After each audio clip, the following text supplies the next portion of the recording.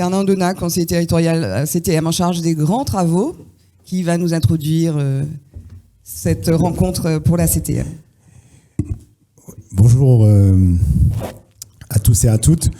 Monsieur le Président de la CERC Martinique, mon cher Yann. Monsieur le Président de la CERC Guadeloupe, mon cher Bruno. Madame la vice-présidente de la Chambre des métiers, Madame Newton. Monsieur le Déal, Jean-Michel, mon cher Jean-Michel. Chers amis, chers collègues, et je vois beaucoup de visages familiers dans la salle, des gens que je connais depuis fort longtemps.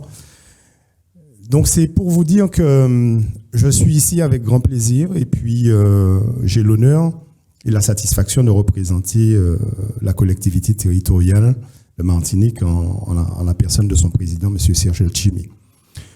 Alors j'en profite pour saluer les travaux permanents et importants réalisés par la CERC Martinique. Je crois que c'est la deuxième fois que je participe à un séminaire dans ces mêmes locaux au nom de la CERC Martinique et je le fais vraiment avec un grand plaisir.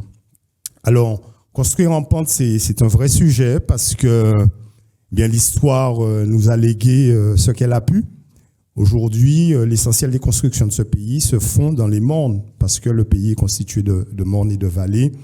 Toutes les terres situées sur les plaines, situées en plaine, sont déjà largement urbanisées, donc il n'y a plus grand-chose à faire dans les plaines, sinon quelques reconstructions éparses. Mais l'essentiel de la construction se fait dans les mornes.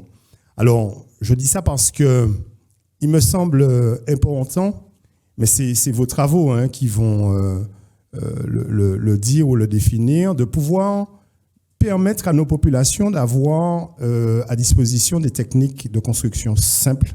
Quand je dis des techniques de construction simples, il faut être bien conscient qu'il y a beaucoup de constructions actuellement qui échappent au cadre réglementaire de permis de construire et puis à toute la chaîne de contrôle.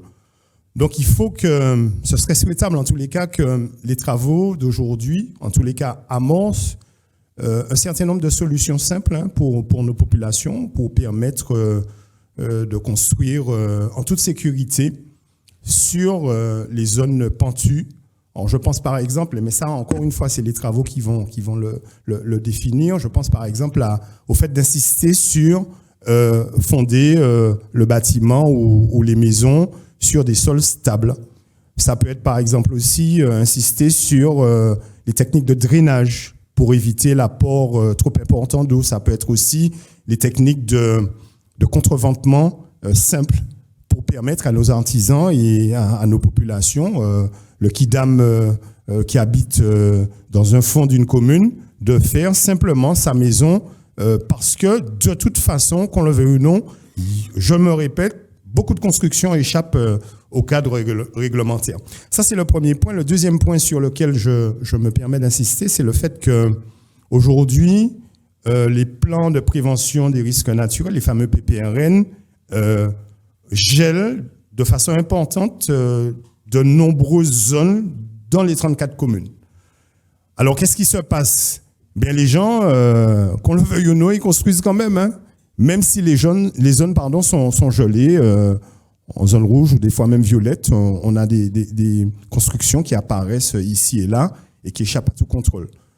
Donc, je milite personnellement et à la collectivité, on est dans cet état d'esprit pour une nécessaire évolution et un regard beaucoup plus pointu sur une évolution de ces fameux PPRN pour permettre à un certain nombre de zones d'être libérées parce que le zonage qui a été défini pour écrire ces PPRN il y a une quinzaine d'années maintenant mérite une adaptation, une évolution nécessaire. Voilà ce que je voulais dire en quelques mots. En tous les cas, la collectivité sera toujours aux côtés de la CERC et aux côtés des professionnels et amis pour permettre que nous construisions dans de meilleures conditions. Merci beaucoup et puis bons travaux. Merci. Merci, Monsieur Donat.